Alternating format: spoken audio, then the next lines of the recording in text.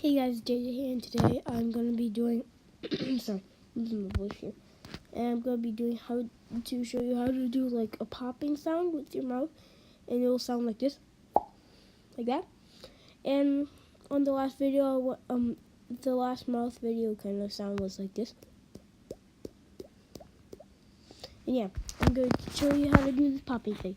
So you want to kind of get your thumb wet just a little bit, like so, like that, and then you just go like this, and then just flick like this.